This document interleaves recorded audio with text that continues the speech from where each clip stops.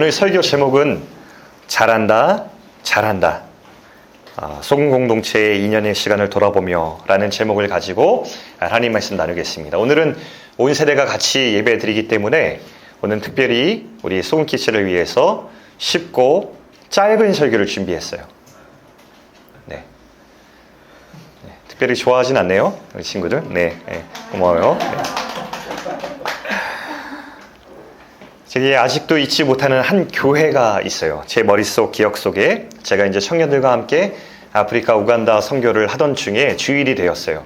주일이 되었으니까 예배를 드리기 위해서 가는데 예배당이 아니었고 망고 나무 아래에 긴 의자가 몇 개 있었는데 그곳에서 예배를 드리게 되었어요. 알고 보니 이 마을에는 예배당이 없었기 때문에 주일이 되면 믿는 사람들이 망고나무 아래에 모여서 예배를 드렸어요. 근데 이 예배를 잊을 수가 없어요.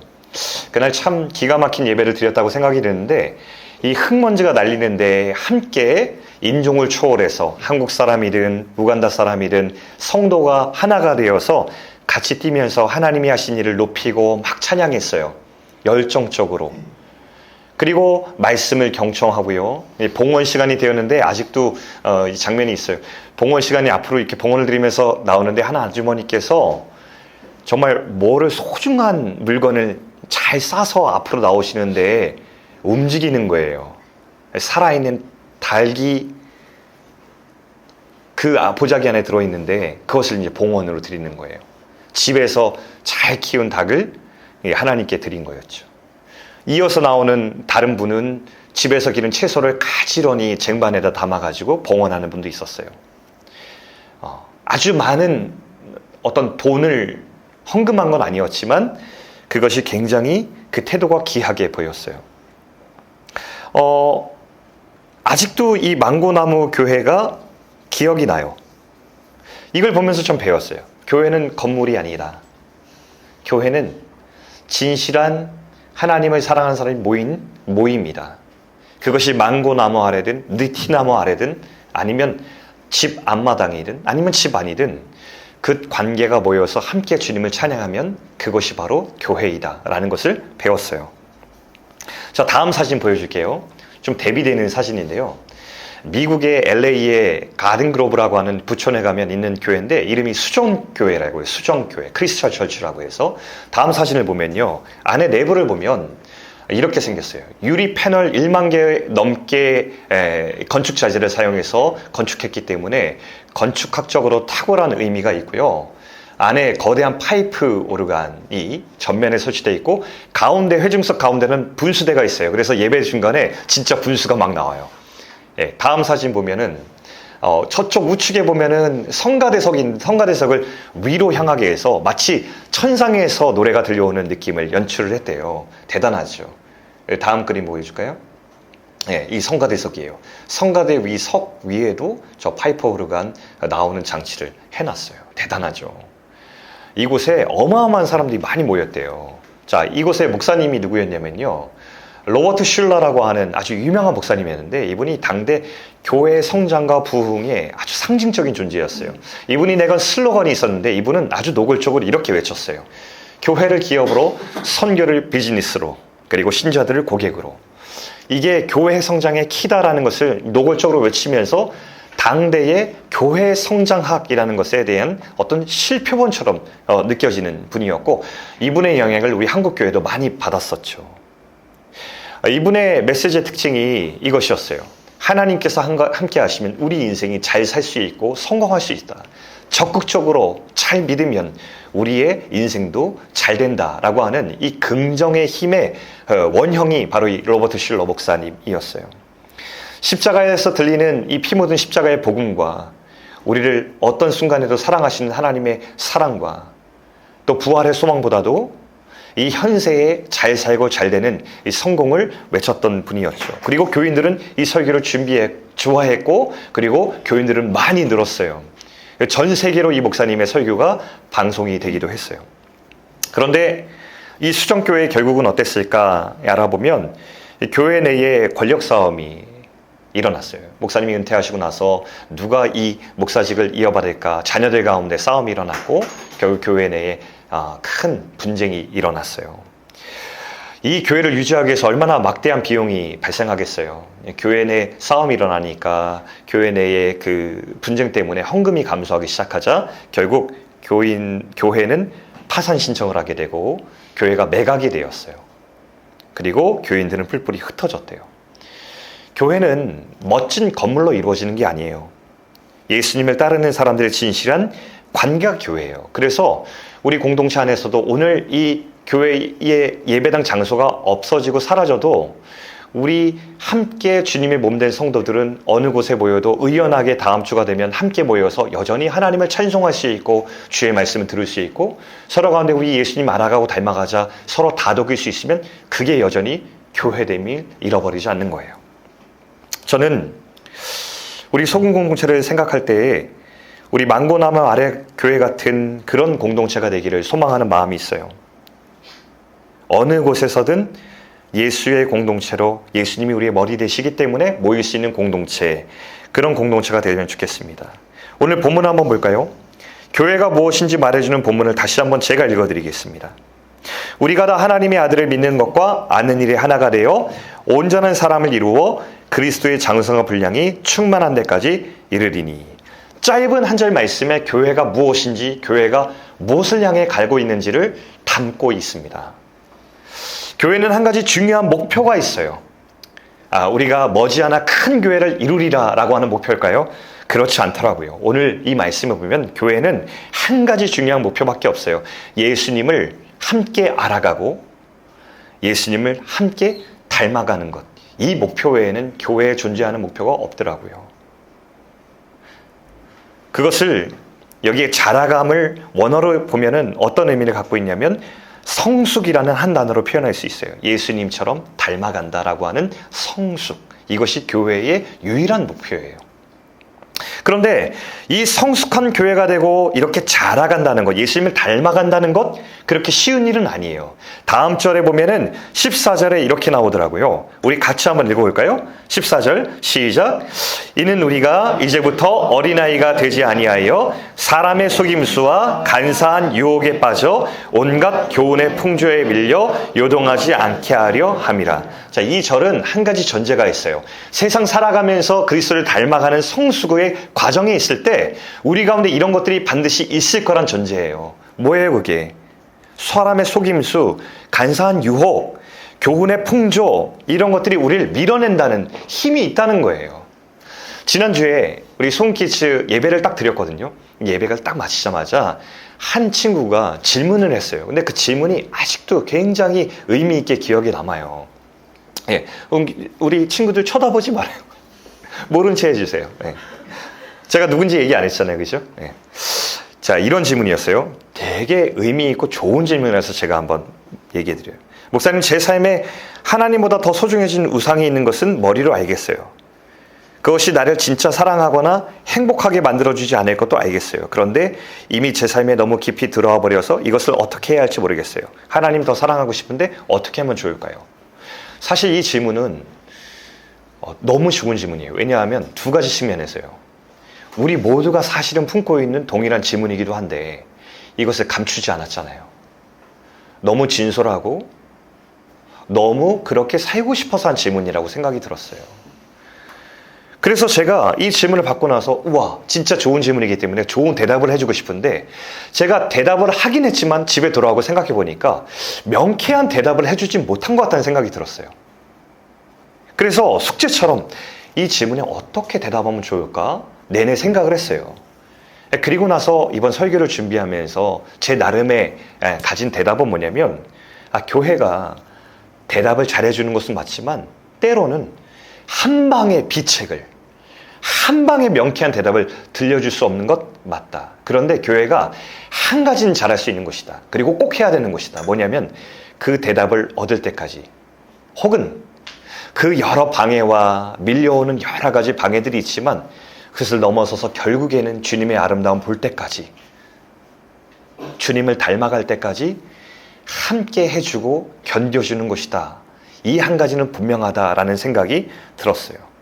교회의 신비는 교회에 오면 그 사람의 질문에 대해서 명쾌한 질문을 주어서 이거구나라고 깨닫게 해주는 것이 아니라 교회는 예수님을 우리가 서로 닮아갈 때까지 끝까지 서로를 견뎌줄 때 어느덧 서로를 돌아보니 꽃이 피어있고 열매를 맺어주는 것을 발견하는 곳이구나라는 생각이 들었어요. 이게 성경에서 말하는 하나님 나라가 어느새 자라고 임하는 신비죠. 그래서 성경에 보면은 하나님 나라를 비유할 때 겨자씨 비유를 말하잖아요. 제가 겨자씨는 구하지 못했지만 비슷한 씨앗을 챗GPT한테 물어봐서 어떤 씨앗이 겨자씨와 가장 비슷한지 알아보니까 베트남에서 구할 수 있는 씨앗이 하나 있었어요. 바질 씨앗이 가장 유사하고 가장 작은 씨앗의 예라고 하더라고요. 그래서 제가 이렇게 붙여와 봤거든요. 육안으로 보이는지 모르겠어요. 보여요? 씨앗을 붙여왔어요. 네. 되게 작죠? 엄청 작아요. 이 작은 씨앗을 제가 가져와서 한번 심어 볼게요. 자, 여기다가 제가 한번 심어 볼게요.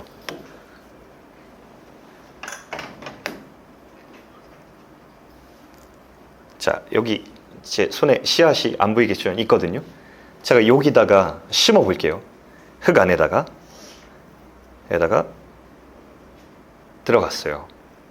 그리고 흙을 잘 덮었어요.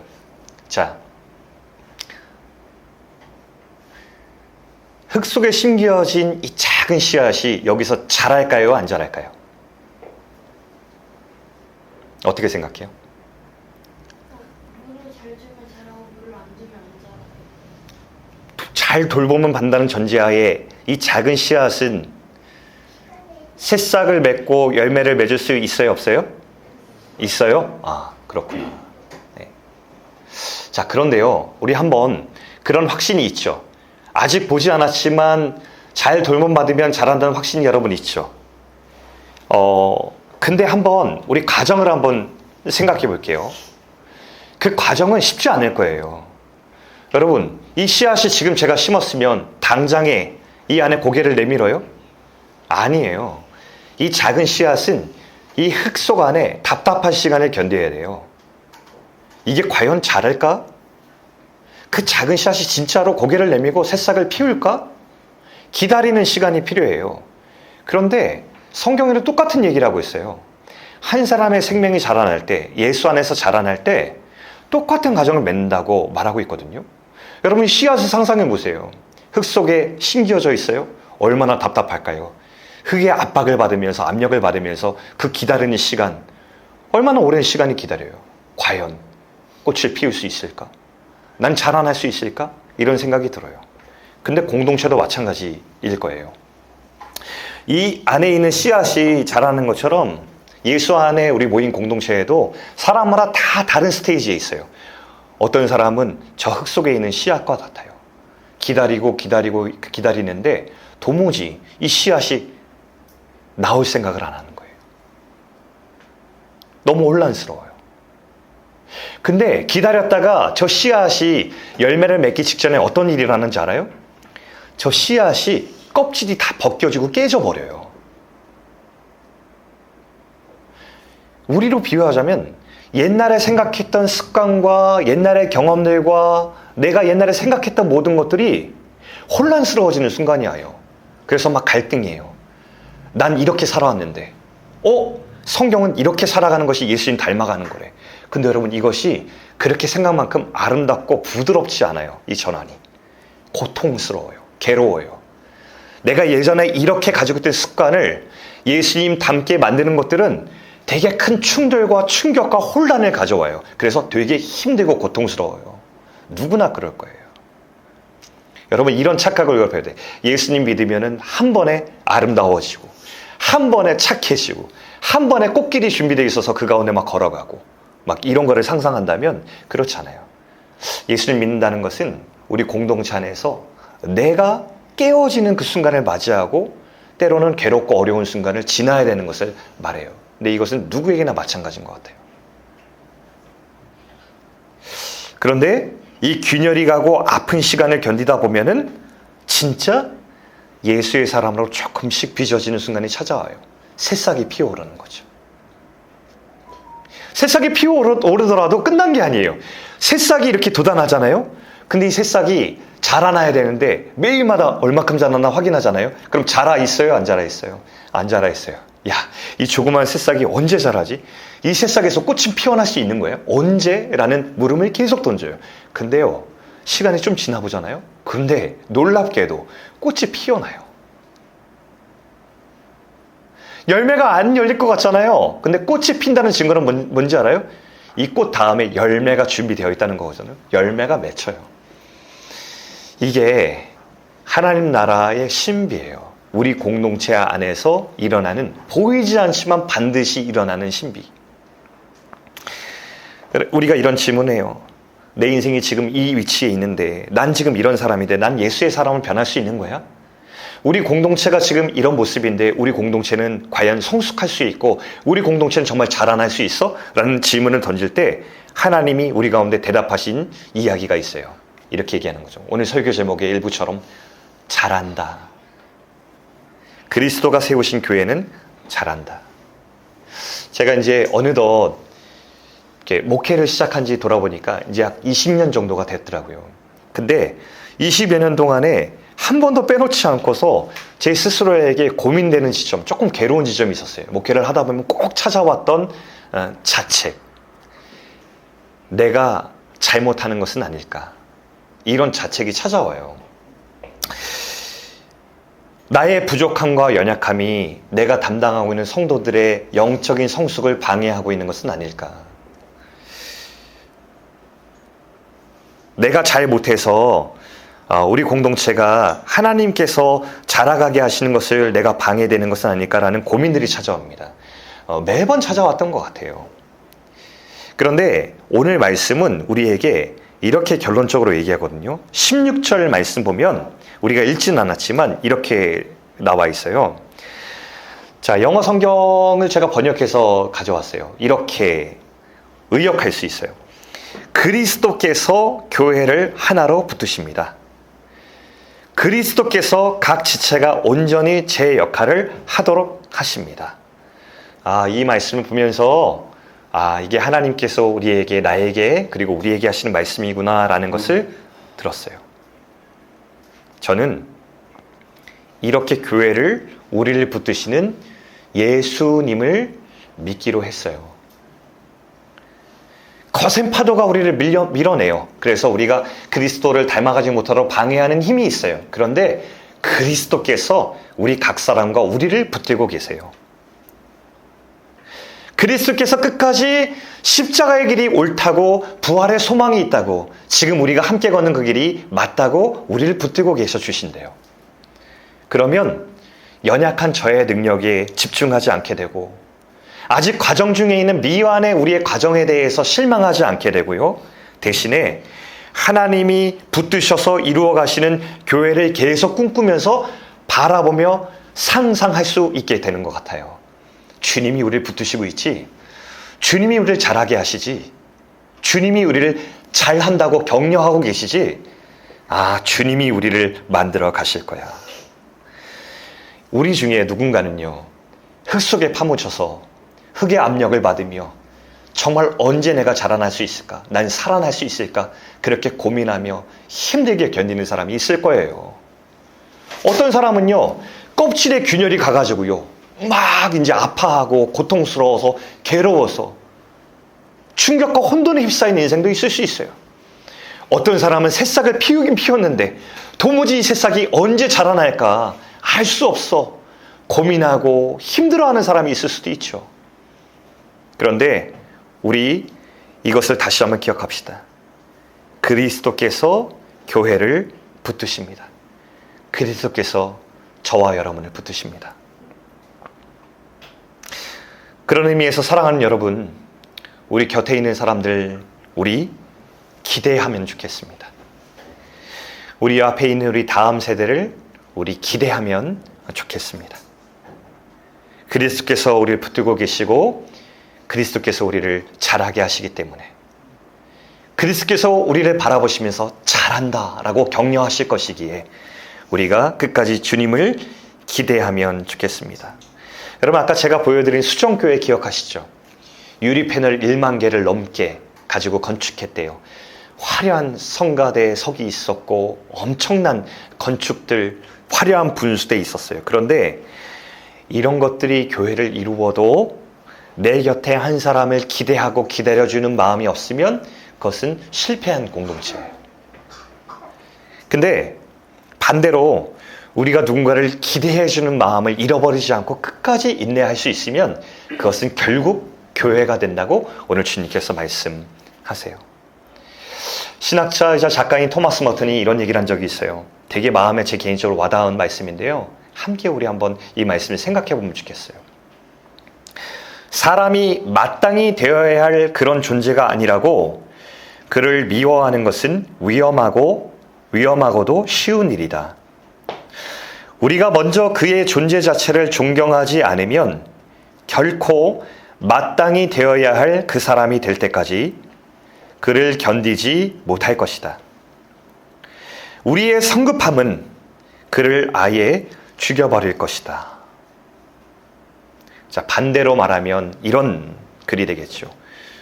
우리의 기다림은 누군가를 다시 살릴 것이다. 이 메시지가 될 것 같아요. 저는 그리스도를 닮아가길 소망하는 우리 공동체를 향해서 하나님께서 하실 말씀을 한번 상상해 봅니다. 주님께서 우리에게 이렇게 말씀하실 것 같아요.